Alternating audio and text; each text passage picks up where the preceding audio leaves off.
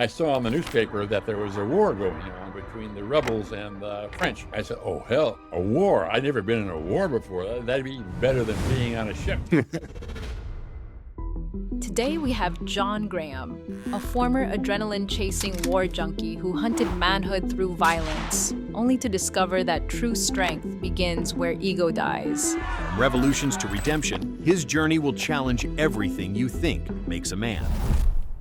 I joined the U.S. Foreign Service. They let me in. I asked the State Department to send me to difficult and dangerous places, and they did. I was in the middle of the first revolution in Libya when Muammar Gaddafi came to power. Everybody was freaking out. And I was in my element. I loved it. I was just so hooked that this was manhood for me. So I became an adrenaline junkie. And it suddenly occurred to me that what the hell was I doing there? How was I making decisions like that? How could I let my life become that shallow? So the only thing that mattered to me was the adrenaline. It was the lowest point in my life. A successful man has both a female side and a male side. And for a man, is to use both of those things to create a full life. I wonder, do you think that violent adventure chapter was important? Could you have become the man you are today without that? Yes, absolutely. There's no question about that. And that's why when I do a lot of mentoring, I do it in the outdoors. I'll take young men out into some tough areas of Washington State. And when we're up there 300 feet above the ground and they're standing on a little ledge, all of a sudden I start talking to them about taking risks and manhood. And they're peeing in their pants. With the younger guys coming up, what do they need to do to help shape the culture and help shape masculinity? Well, hello, welcome back to the Men's Therapy Podcast. I'm your host, Marc Azoulay, and I'm here with John Graham. We're going to be talking about a topic that we haven't even covered once on this show, frankly, is being a grandfather. There's so much stuff out there on how to be a dad, and there's not nearly enough on how to be a granddad. So John Graham's been making a ton of incredible videos online. We'll have linked to those in the description about being a badass granddad. And he also has an incredible life story that we'll get into, working in the U.S. Foreign Service and forming an organization called Giraffe Heroes about sticking your neck out as being a leader. So there's a lot of wisdom here. And we talk a lot about on the show about how the younger men need the older men to step up and to be mentors and be leaders. And John Graham is that guy. So if you're looking for that in your life, here he is. So John, welcome to the show. hey, thanks, Mark. Glad to be here. Yeah, so I'm really excited to have this conversation, to learn about you and to model that the older generation has depth and wants to show up, right? And wants to really make a change. And I think you've done that throughout your life. So let's just start with the idea of mentorship and leadership. How do you define that? And how has that shown up in your life? How do I define leadership? Wow, that's a tough question. I think it's being someone that people would like to follow, not just because of technical skills or because he or she is the boss, but because there's a relationship, a trust built, where you want to be with the other person and you respect what they're telling you to do, and they know that you can challenge them. And so there's a constructive relationship. Something like that. It certainly is a lot more than being boss. That's for sure. Yeah, what I hear you talking about is like that underlying respect and trust, which I feel like goes deeper than just authority, right? It goes deeper than just saying like, do it because I said so. It's do it because you respect me and because, we're working towards the same mission. We share the same values. Yes. And for a long time now, my mission in life has been to help people find more meaning for their lives and to do that through some kind of giving back, some kind of service. And often that has a leadership tinge to it. Where people need to stand up, whether it's at a school board or running for office or joining a demonstration or whatever, but standing up for something they believe in, something that has purpose. That's really important. So I want to kind of dive right into the granddad topic, and maybe you can hear some grandfather wisdom here, because a lot of younger guys who I talk to who walk through our doors, they're lacking meaning. They feel they're either very cynical or they're very lost, or sometimes they're even very hedonistic, right? And they're doing things just for their own pleasure, but they're lacking that sense of purpose and that sense of just mattering in the world. So I'm curious, if you were talking to a man like that, a young guy, What would you say to him? I'd say how to listen to my story of going in the wrong direction for a while and knowing that I did come out the other end. So there's hope for you too. By going in the wrong direction, I meant that almost the whole first half of my life, Mark, I sought meaning for my life. I sought purpose for my life, just like everybody else. Only I found it in violent adventure. I became an adrenaline junkie. And it all began when I was 17 years old. I'll tell you a bit of the story. We can start off there. I was just 17 years old, like growing up in a very placid community in Tacoma, Washington. Nothing ever happened in Tacoma. I came from a family where nothing ever happened. I was brutally bullied in middle school, not in high school. And I was really sick and tired of it. I mean, I grew so much so fast that I was really unable to defend myself. So I got slapped around a lot and hated it. So I was looking for a sense of manhood in my life. The meaning for my life was to become a man, and I didn't know what a man was.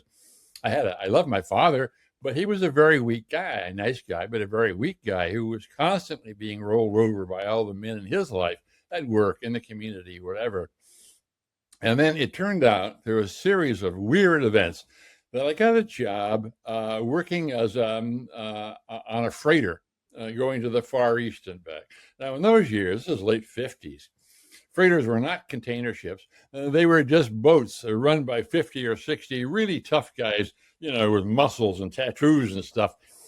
So I found myself on the ship, and these guys took one look at me and said, God, this skinny kid who knows nothing from this placid little place called Tacoma, we're going to teach him some life lessons that he'll never get in Tacoma. And boy, they did. I know this is a family broadcast. I won't be explicit about what all those lessons were, but you can guess. But the key thing was, Mark, was that I think the very first, or perhaps it was the second night, I was out on deck with my mouth wide open, of course. This is kind of strange difference from Tacoma, Washington. The ship had just left San Francisco Harbor heading for the Far East. And one of the crewmen comes up to me and starts making sexual advances. And another crewman, a big black guy named Roy, must have weighed 250, 60 pounds. He grabs the first guy, slams him up against the bulkhead, beats the shit out of him, and then issued this most magnificent stream of cussing I'd ever heard in my life. And I just stood there. I'd never seen violence before. I'd never heard cussing like that before. And it suddenly dawned on me that this was what men did. I wanted to be like Roy. And so I remember going back down to my cabin and practicing in front of a mirror, slapping an imaginary foe and trying to cuss like Roy was cussing. But that was the beginning, and I was just 17 years old. And then the rest of that summer was in the Far East. And the Far East in 1959 is a pretty Wild West place. And so there were, it was colorful. It was exciting. I mean, there was all kinds of stuff going on that I had no idea. And I determined that that's the kind of life I wanted. It was a life of excitement and adventure. And Roy had showed me that my quest for manhood had to be becoming someone like him. So I became an adrenaline junkie, as I said. The next 2 summers after that, I found myself hitchhiking in Europe. And I was in a youth hostel in Switzerland, and I saw in the newspaper that there was a war going on just a few hundred miles south, a war in Algeria between the rebels and the French over the control of what was then a colony. I said, oh, hell, a war. I'd never been in a war before. That'd be even better than being on a ship. So I hitchhiked down through Morocco. I stepped across the border into Algeria. At least I'm smart enough to put an American flag on my chest so that the rebels don't shoot me for a French. I shouldn't have worried. I mean, the rebels were terrific, and they were more like real men. Oh man, this was fabulous. So I crossed into Algeria, and I hitchhiked across a country that was still at war, and going to both sides. I mean, I stayed for a night or two with a bunch of French Foreign Legionnaires. They were just like the guys on the ship. They had big muscles and tattoos and stuff. I remember once we were having dinner out on their patio, and they were surrounded by the rebels, but they ran the power station for Orleansville. And so the rebels couldn't kill them because then all the lights would go out because none of the rebels knew how to operate the power station. So these guys were sitting out there, and they had maybe 4 rifles and a couple pistols and a bazooka between them, holding up a whole rebel army. And I remember that we were eating dinner and a machine gun opens up maybe just 100 meters away. So I go ducking under the table, and these guys just laughed at me. And I get up and they say, "Oh, fuck them! If they kill us, the lights go out." So that was another form of how to be a man. And I kept looking for examples like that. And of course, there are movies, stars like John Wayne. John Wayne became my absolute idol. And I determined that it wasn't enough just to admire people like Roy on the ship or the French Foreign Legionnaires or John Wayne. I had to be that person. And that's what I set out to do.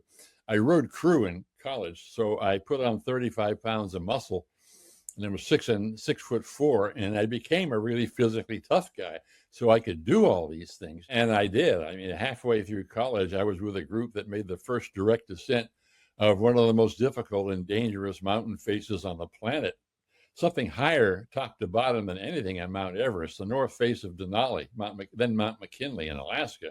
It was incredibly dangerous, and no one had done it before, and no one's done it since because it's considered so foolhardy.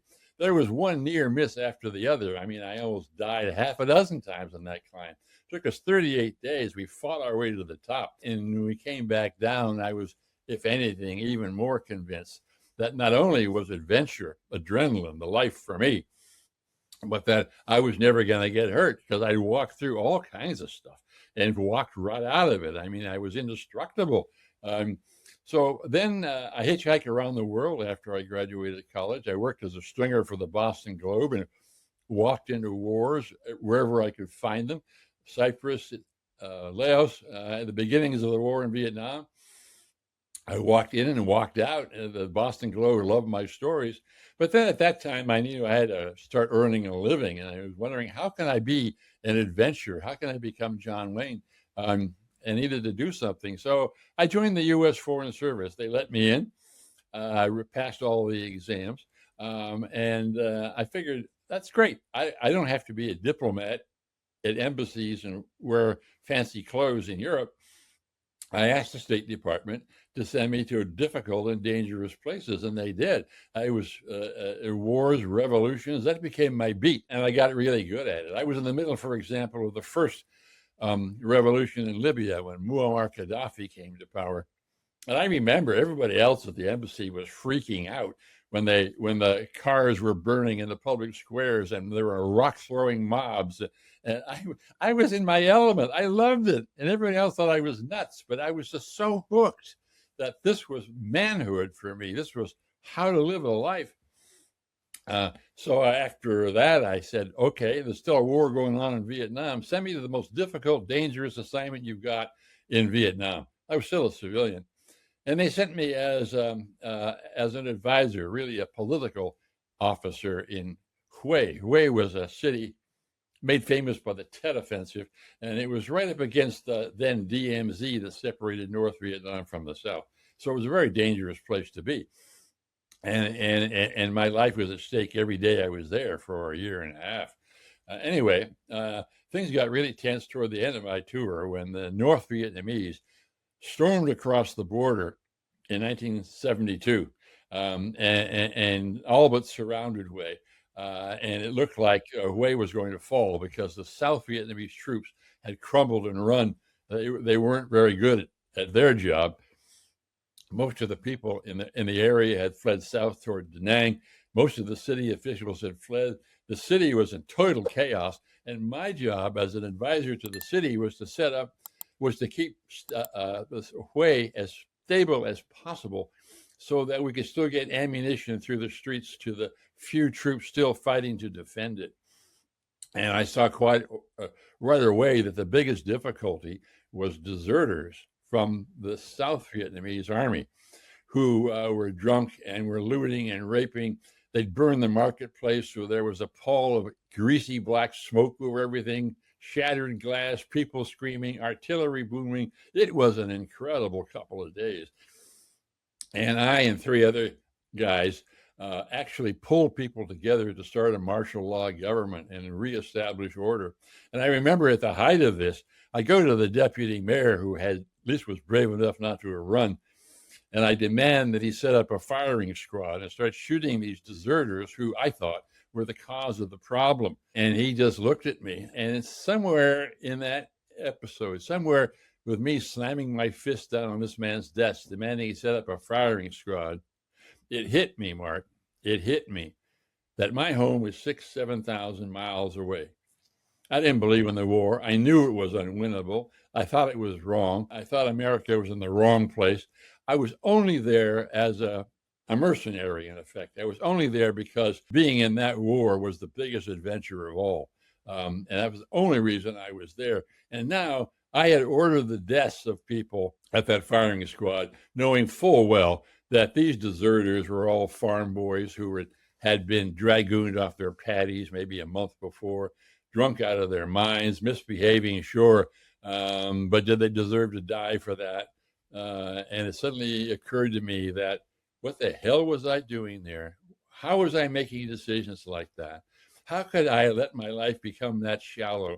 So the only thing that mattered to me was the adrenaline. The only thing that mattered was my imagery of being John Wayne. And now people were paying for my imagery with their lives. It was the lowest point in my life. I mean, I think in the middle of all this chaos, I just wept.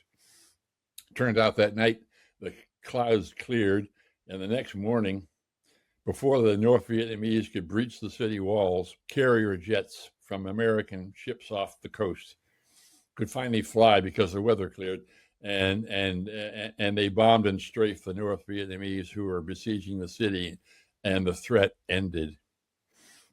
And I came back, and it wasn't just conventional PTSD, which I had in spades. I mean, I would walk on the shadow sides of the streets in Palo Alto, California, to avoid sniper fire. I had to get out of that hole that I had discovered about a life that was unbelievably shallow. I mean, I had to have a heart. There had to be some compassion in there someplace, but almost from the time of that going to sea with those seamen, I had nailed a heavy sheet of plywood across my chest, so I couldn't feel my heart. I couldn't feel my compassion. All I could feel was my need for violent adventures, and now I was paying for it. I wasn't a kid anymore. I was like 29 years old, and I saw the way my life was going, and I couldn't live my life that way. So luckily, in California, I was sent to Stanford, where there was plenty of time for me to go to what were then called encounter groups. And they were just groups where you get together with 15, 20 other people and spill your guts in the hopes of learning something positive that might enrich your life. A lot of people made fun of them, but for me, they were a lifesaver because I was with a bunch of people who took one look at me. Not one look, we were together for almost a week. And when the instructor, the guide at the end of that week, asked us who we thought as a group was the softest, most feminine man in the room. Well, I should back up a little by saying that for that whole week, we had been pressured to accept the fact that a successful man has both a female side and a male side. Psychologists call it an animus and an anima. And that a successful life for a man is to use both of those things to create a full life. I obviously was concentrating just on the animus, on the male side of it. And these guys were saying, "Hey, you're kidding yourself. There's someone in there that you ought to get to know. There's someone in there that is gentle." And I began to remember, playing with dolls when I was a little boy and other things in my life, that there was a heart. And I began to crawl out of that self-centered hole. And it took me damn near 8 years to do it. And I'm going to stop here because that's the story of the whole first part of my life. And it was the beginning of my real quest for manhood. And that became a real quest for meaning, because I began to discover that meaning did not come from physical adventure. And I learned in the next 30, 40 years, it didn't come from money or power either. It came from some kind of giving back, of helping solve tough public problems, of using whatever skills I had to make the world a better place. Luckily, the State Department sent me to the United Nations, where I had plenty of opportunity to do that. But that was a turnaround, and it was my quest for manhood. It was also my quest for meaning, and that's what I tell men today. I do a lot of mentoring, as you might imagine, and young men ask me these tough questions, and I say, "Hey, you got to find what really makes what really provides the meaning in your life." And it's not becoming Mother Teresa. It's not sackcloth and ashes. It's not praying 10 hours a day. It's simply being out there in the world, looking around, seeing what needs fixing, what makes life better for other people, and then doing it, never mind the risk.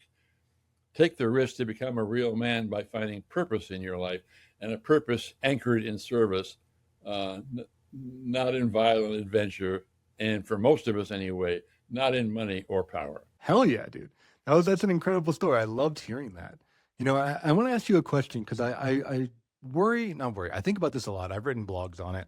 Like, did you think that first phase was critical? Because from the work that I do, when I've seen in men, I think there is this phase where you have to kind of prove yourself to yourself, is the way I think about it. And for many men, that is through adventure or through physicality or through sports or, lifting, right? There's like some primal thing that I think we have to prove ourselves that we are a man, that we are strong, that we are capable, that we are not cowards. And then you can graduate on to what I imagine is the next part of your story, right? Where it's more about purpose and meaning and giving back and all that. But I wonder, like, looking back, do you think that violent adventure chapter was important? Like, could you have become the man you are today without that? It wasn't just a chapter, and that was the problem. I agree with you, Mark. I agree with you. Especially, I think it's increasingly true for women as well. At least my wife says so. But increasingly, we're talking about men. And when you're 17, 18 years old and full of vim and vigor, you do dangerous, sometimes really stupid, dangerous things, racing your car fast or whatever. And a whole lot of people that go off to war become cannon fodder because, they think, oh, well. And a lot of young men do that, and that's quite natural, and they're looking for something. But for most young men, they sort of stabilize, sort of like after college anyway, and certainly when they start taking a job or getting into a relationship or something. But mind you, this transformation in my life didn't happen until I was in my 30s, and I was headed for a lifetime hooked on this. That's the difference. So yes, absolutely. Young men should test themselves all the time.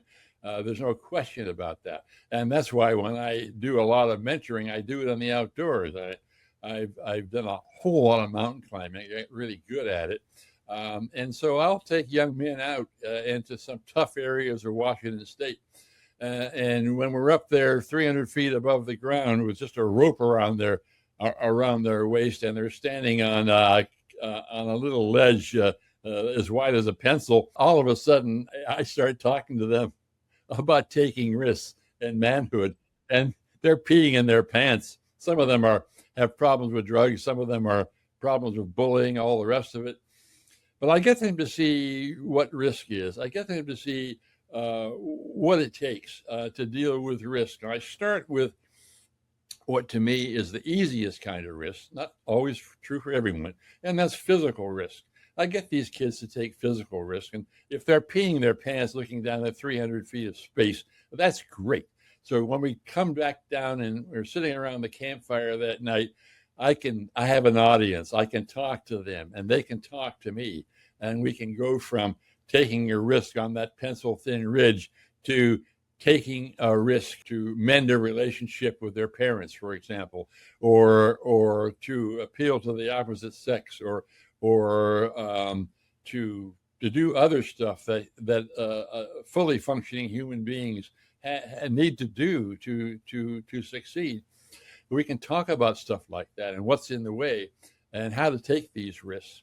And I love doing that because it broadens the horizon of some, not all, but of a lot of these young men, that risk taking is important. And you should never, I mean, I get furious sometimes at some of these so-called mentors that want to turn young men into women and say, oh my goodness, no, you have to be gentle and you have to learn when you're 12 years old to be gentle and nice and stuff. Oh, bullshit. No, you have to do some serious stuff. And if that means standing on a pencil thin ledge or doing something that's really tough or doing or playing football for the high school team or whatever, bashing into people, great. Go ahead and do that because you need to do it. But then you need to gravitate to something more meaningful. But anyway, that's mentoring has been really important to me because I think this is a message. You're right, Mark, talking about what young people do, and I agree with you. They need to do it. It's just that for me, it got out of control and was ruining my life. You got kind of stuck in it, right? I got stuck I'm curious. And it wasn't. Yeah, and I agree. I think boys need to do that. I'm curious in your encounter groups and guys, if you're listening, like a men's group is kind of the modern version of that. Yeah. T groups also similar. Right. What did you learn about yourself? Like what did you learn that your perhaps more shadow motivators are, your true motivators are, right? Because I imagine, like you said, in the moment, you were feeling like full of bravado. You're probably feeling king of the world, right? You were feeling awesome until that moment in Vietnam, right? So I'm wondering, like, when you were able to look back, what did you learn about yourself? Back to that encounter group, that last afternoon is when all this happened, after a week. And for most of that week, I had been telling stories about my being in wars and revolutions and climbing dangerous mountains and all that kind of stuff. And I expected everyone to respect me for that and to realize that I was a hell of a lot more of a man than any of these guys who were accountants or graduate students or barbers or whatever. They'd never done anything adventurous in their life. And they were in the company of John Wayne or John Graham. And they were basically saying, no, we understand. We believe all your stories. But it's just that there's a bigger life for you that you don't see. And we're telling you, you ought to grow up. You ought to find that other life. And since I'd been listening for a week to people tell the stories about the necessity of opening up his heart, developing compassion, learning how to prize connection, all that kind of stuff, which was normally associated more with women than men. Shouldn't be, but it is. I needed to do something about that. And when I left that encounter group, I left in a rage. I told all these people they were full of shit. Didn't they realize who I was? Didn't they realize that I'd be the first direct descendant of Denali's fearsome North Wall? Didn't they realize that I almost died a violent death a dozen times while they were leading their placid existence in California? Didn't they realize? And they kept saying, yes, we realized that. And they took enormous risks because I was angry and I was big. And I finally just stormed out of the room and went running down a path. It must have been fall because I remember the path being full of leaves. And it crackled under my feet. And I hadn't gone but half a mile. And I just sat down and it hit me that these men were absolutely right. And I just sat down and I wept, maybe for a half an hour. I just wept. Like, oh my God, what do I do now? What the hell do I do now? So that was the opening, and that was what happened, and that was the change of having some very brave men not accept my bullshit and challenge me on my bullshit, so that I finally was able to incorporate the lesson I learned in that battle in 1972, almost dying when North Vietnamese attacked. And it was really important. And like I say, it took me a long time to crawl out of it. But I gradually did. I mean, I started with my own family. I had 2 kids at that point. Started learning how to be a father.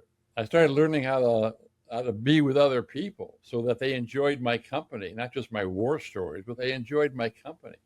I started learning how to be a decent member of the community where I lived, and all those things. And then when I went to the United Nations, where I was put in charge of Americans' affairs with Africa and most of Asia, the whole so-called third world, black and brown peoples of the planet, There were so many opportunities to try to do something about the peace and justice challenges around the world. And I just threw myself into it. And I went way further than the U.S. government was going to go, because the U.S. government was caught up in being the U.S. government. It was caught up in the Cold War. All that mattered to the U.S. government in those days was fighting off the Soviet Union. They didn't give a damn about what was going on in Africa. They didn't give a damn about the peace and justice issues, but I did. And I say, and I will tell you that one of the things in my whole life that I'm proudest of is that I set in motion a lot of stuff that helped end apartheid, the system of racial oppression in South Africa. I had a big deal, a big part in ending that. And I did that because it was the right thing to do. And it meant risking my career, because there are a whole lot of people in the State Department, and especially in Congress, with all those racist senators from the mostly Republican Party in Congress, that were cozying up to white South Africans and didn't want apartheid to end because there was so much money to be made in dealing with the whites. So I fought that, and and won. I finally got my own government to agree to what I wanted to do, and that helped end apartheid. And I took great risks to do that. And by the way, those risks I took then, they were, what's the right word? They were emotional risks. They were spiritual risks. They were the risk of my career, for sure. They weren't hanging from a rope. Nobody was shooting at me. This was a different kind of risk.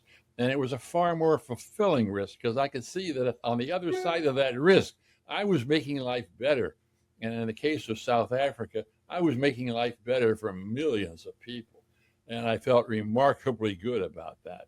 Can you say more about that emotional and spiritual risk? Because what I'm hearing in your story, which I think is critical, is humility. You know, like you were really good physically. It sounds like you've done incredible things with your body up until that point, right? But you had to realize and be humble and be like, you know what? I need to grow relationally. I need to grow emotionally. And I need to grow spiritually. And then you went and did that.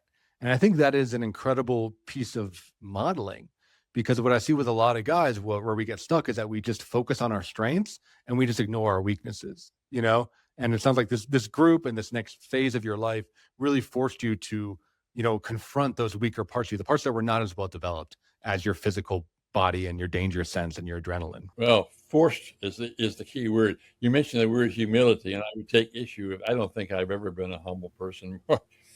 What happened was, in your words, I was forced to do it. I was heading over a cliff. I don't know what I would have done with the rest of my life. Become a monster. I would have kept going in the Foreign Service, and I would have become some awful person in the U.S. government, shooting people in Minneapolis, maybe. I don't know. It would have been awful. So I forced myself for my own peace of mind, my own existence.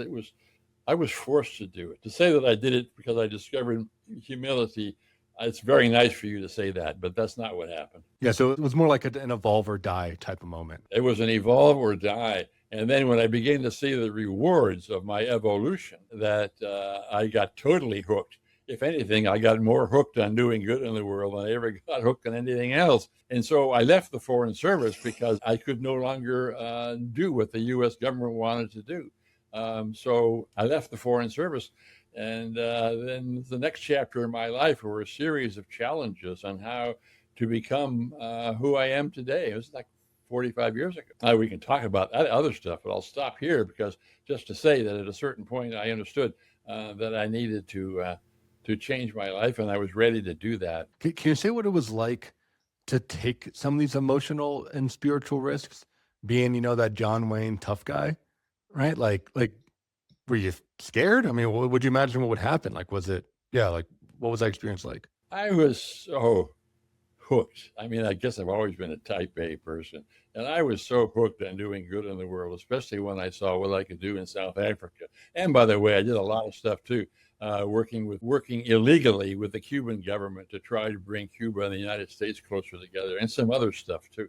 I did all of this stuff, and it was a hell of an adventure. And I didn't need to hang from a rope anymore. I found the purpose of my life, and that made everything more important.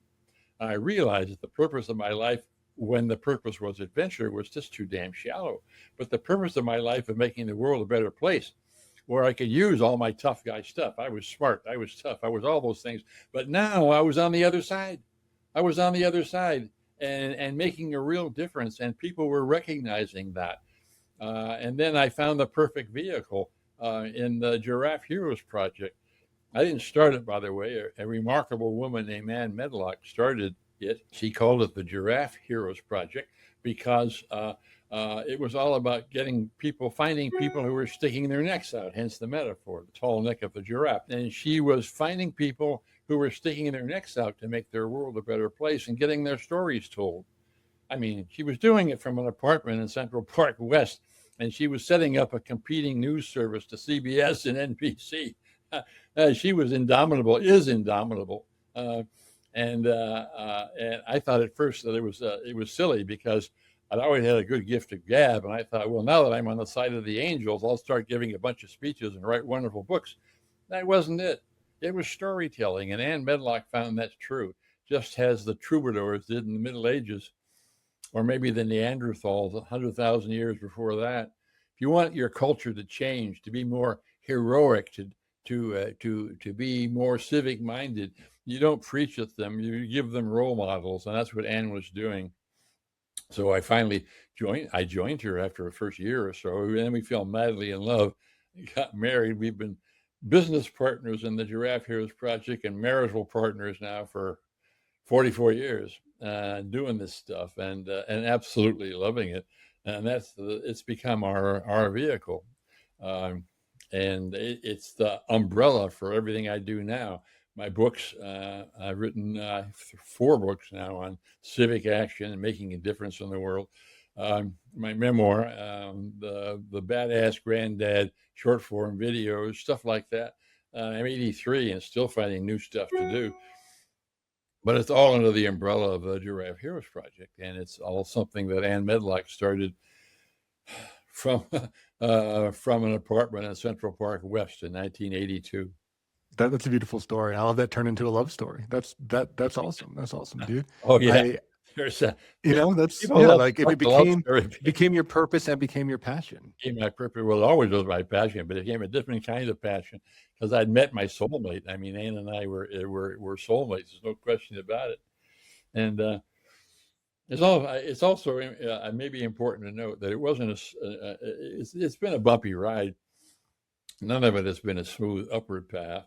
And one thing that happened just before I met Ann, when I left the Foreign Service, I was broke, and I needed to make a living. And so a friend told me that I could make a living lecturing on cruise ships.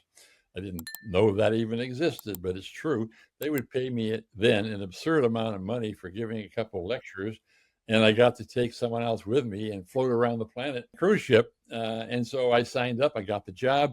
My daughter Mallory, who was then 13 years old, and I set off from Vancouver on this luxury cruise ship. And 3 days out, we're heading across from the Alaska coast, heading toward the North Pacific. That boat catches fire and starts to sink, and we're in the middle of a typhoon, and it's a horrible situation. And we're 140 miles from shore. The boat is sinking, so everyone's put into lifeboats, but the lifeboats are in peril because a typhoon is coming on. Helicopters are flying from the mainland, and all they can do is rescue one person at a time by lowering a cable from the helicopter and then taking 7 or 8 people when they get a load to a tanker that had answered the SOS and was standing nearby. So I watched my daughter rescued. Almost everyone is rescued. Finally, there's just 8 of us left in lifeboat number 2. And now it's getting dark, and helicopters can't fly anymore because it really is a typhoon now. That is to say, we're in 30-foot seas, which means this little lifeboat's going up and down 60 feet. The winds are at 60 knots. We're dying of hypothermia. I know hypothermia well enough to know we're not going to live but a few more hours. And the only way to rescue us now is with a Coast Guard cutter, small ship, frantically searching through this wild storm. Odds on finding us are like, really small. But it's going to be dark in an hour. We have no lights, no flares, no reflectors, no warm clothes, nothing. And so we're going to die in 3 or 4 hours, or once it's dark, for sure we're dead. So it's getting dark, and I remember thinking, hey, look like my luck has run out. I've escaped from all my other near misses, but maybe not this time. So I remember looking up into the storm, and I wasn't a believer, still am not. But nonetheless, let me tell you, when you're that close to death, you think about praying, you think about God or whatever higher power might be out there. And I remember saying, all right, damn it, this is not fair. I helped end apartheid at the United Nations. Yeah, I'm not so proud of my early life, but damn it, I'm doing some real good in the world right now. And now you're wiping me out. It makes no damn sense at all. I always thought the world was a logical place. And now you, God, whatever your name is, you're wiping me out. It's stupid. It's just stupid. And I heard this voice. I swear I heard this voice. May have been the wind. Other guys in the lifeboat, of course, heard nothing. But I heard this voice loud and clear, and the voice basically said, stop bullshitting me, stop bullshitting yourself. You're lecturing on a cruise ship. It's pretty sympathetic, pretty copacetic, right? You'll lecture on another cruise ship. Yeah, you helped end apartheid, but that's fading. You got to get serious about your ideals, about changing your life, or you might as well die out here. What is it? Should have got off the pot. Well, I decided that was a deal I couldn't pass up, but I remember almost whispering, okay, it's a deal. I'll do it. At that instant, and I know every one of your viewers is going to say, oh, no, it didn't happen that way. He's bullshitting you. I swear, in that instant, this Coast Guard cutter, the Boutwell, comes crashing through this wild storm. Visibility down to 100 yards. Typhoon would have hit us in two, cut us in two, had the lookout not seen us. It was dead on. And so I'm rescued and went back to New York, joined Ann, never looked back. My life has been onward from there. Incredible story. And a real spiritual moment I'm hearing, where you, again, were forced to reckon with those parts of yourself that you hadn't quite touched yet. Like I said, you were doing great work, but it took that spiritual intervention to really cut through all the BS and get to, who you are and who you really were to be. I want to ask you, kind of pivoting a little bit to the Granddad piece of, what do you think the older generation, what is their responsibility with the younger guys coming up? What do they need to do to help shape the culture and help shape masculinity? Don't preach at them, that's for sure. We all know that doesn't work. Present them with role models. Present them with models of your own life. Understand that the best teaching tool often is a mistake, a pratfall, rather than a success. Earn their trust. And then when they start believing in you a little bit, you can share some of the stories, like the ones I've just shared. And that's the stories that I share on Badass Granddad. That's why I have 110,000 followers. These young men recognize that I'm telling the truth. And they're interested because for so many of them these days, their lives seem empty.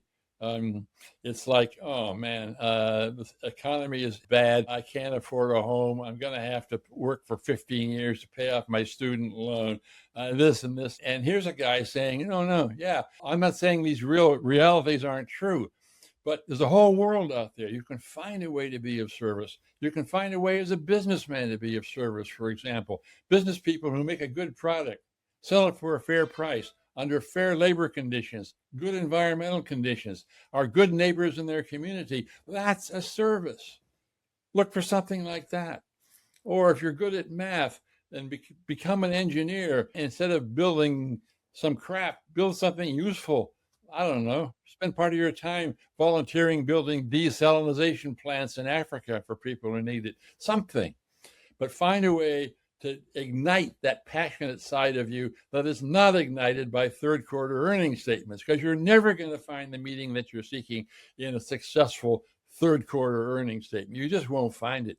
At 83 years old, I can guarantee you that's the case. You may think it is now, but it's not.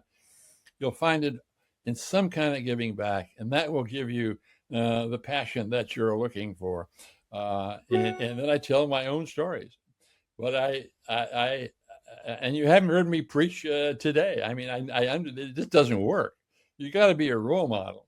So I tell my own story. And I think that's what we want as younger guys, right? We want to know that the older guys have been through it, and then especially the mistakes you've made, how you would do things differently. And if you felt like us, I think a lot of the old generation tends to be pretty clammed up, or like I said, they could be very preachy. Versus like, hey, I was also insecure. I was also kind of a dipshit, right? I was also an asshole. It's okay, right? And like, here's how I got over that. Here's how I evolved from that position. I think that's what young guys need to hear, and they want that connection, and they want that blessing. I think they want an older guy to really see them and say like, I believe in you, right? You can do it. You can give back. You can get involved. You have, so-and-so gifts. I think young men really, they need that these days. Yes, I think that they do. And they need it from someone they respect and trust.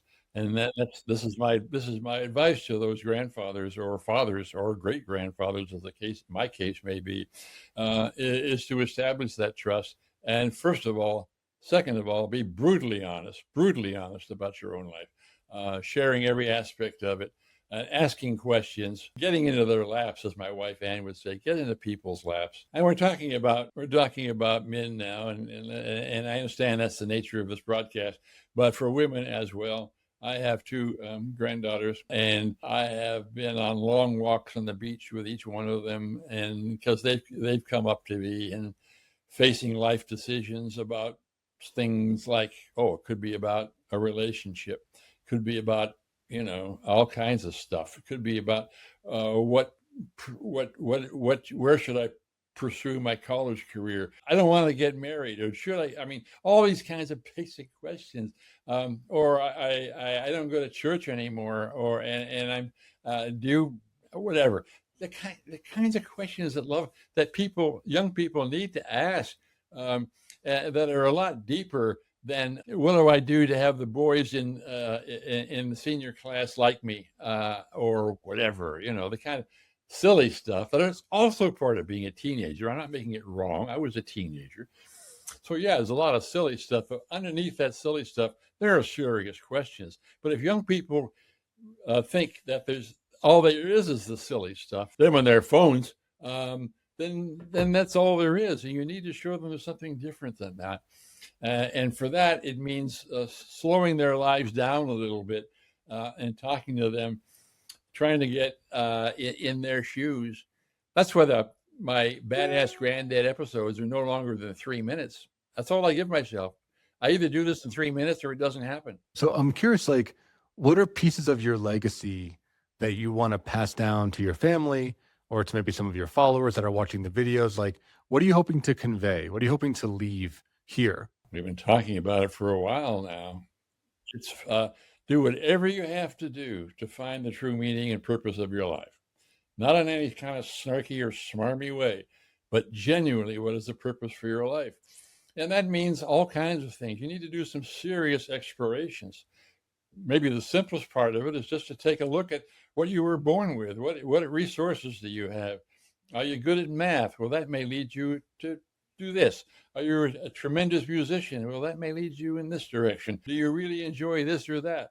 Get a sense of who you are. And if you're trapped into a dull job because you need to pay off that student loan, well, look for something that uses your own qualities, but most of all will lead you towards some purpose that's more than that dull job. And if you can't find it, keep looking. Never give up the search for meaning in your life. I guess that would be the bumper sticker. Never give up the search for meaning in your life. And you may find it for a time in adventure, as I did. You may find it in money and power, as many people do. But at a certain point, I guarantee you're going to find it in some form of service, some form of giving back. That's what will really ignite you and really make you passionate about living. What I'm hearing is like a sense of agency, right? The idea that like you always have a choice. You know that you're not a victim to your circumstances, and that it's about taking responsibility for your life and giving back, right? Trying to make the world a better place. If you're truly trapped for economic reasons, for example, then you got some spare time. Go be a volunteer coach in your middle school or something. Find some way so that part of you that wants to give back can give back, even if it's only a couple volunteer hours a week, but something that will begin to ignite you. And if our volunteer coach for the girls basketball team. Win or lose, you just love it watching these young girls, these young women grow up and learn how to compete and learn about teamwork and all the good stuff you're teaching them, other than just how to sink a dunk shot. And you realize that you've already made a difference. You're already making a difference. And now you're never going to be a coach. But on the other hand, this is something that might lead you to understand how important it is to find meaning in your life and whatever you're doing. So yeah, you can always find something, and it may be long and slow, but never stop looking for it. Don't be satisfied until all of a sudden you wake up at 68 years old, and you're on Social Security or something, and you've never found that something. Oh, sure, you have 3 houses, but big deal. You don't feel fulfilled. You've never felt fulfilled. Yeah. And what I'm hearing in your words, which I think I just want to amplify, is that meaning can be small. Like I said, it can be coaching the team. It can be being the best chili cooker at the church barbecue. It can be like adopting a dog, right? It doesn't have to be like curing cancer or saving the world. It can be something that's small, but that's repetitive, that's consistent, and that has positive impact. Would you agree with that? Oh, Mark, I agree fully with that. Absolutely. Because for most of us, it is going to be something, quote, small, although it's not really small. It's for you, it could be huge. And it may be that you do something that's small, and it does, in fact, ignite something that becomes bigger. I mean, I remember giving a speech once to a White Shoe Seattle law firm, and there was a senior vice president who dealt with some of their environmental clients. And I gave this speech about my usual meeting speech and telling my war stories, and I got a nice applause. And 2 years later, I get an email, I guess, from this guy who said, I was there that afternoon when you talked about finding the true meaning of your life. And I applauded along with everybody else, and we filed out of the room, went back to our jobs. I want you to know that I left the law firm a year and a half or so later, and I've now founded my own nonprofit that's oriented toward saving redwood trees in Northern California. I've always felt strongly about deforestation, and now I'm doing something about it. And it was sparked by that afternoon at my law firm in Seattle. And I had no idea. I mean, but this guy was, he was a hiker and a camper, and all of a sudden he realized that being 68 years old and having nothing to show for it except a bunch of houses and stock accounts wasn't enough. He needed to do something with hands-on. So now he's out there saving redwoods. Who would have thought? That's powerful, right? It's like, yeah, something that's in the real world, that has like a very tangible impact. Yes, a very tangible impact. And it's all around you. And the other thing I would say is you start where you can start. As my wife Ann would say, you lift up the corner of the rug you can lift up. And if it's something really small, that's fine. Just start there and see how it makes you feel. And you'll find a way to engage it, to expand it. But just keep exploring. Just keep exploring. And never take no for an answer from your own soul. Well, John, this has been a great conversation. I feel like we could keep going. I'd love to, learn more about your life, hear more of your stories, but we do got to wrap up here. So I'm curious, if people want to learn more about you, if they want to hear more of your stories, they want to read your book, where can they find you online? Oh, online, my website is my name, johngraham.org.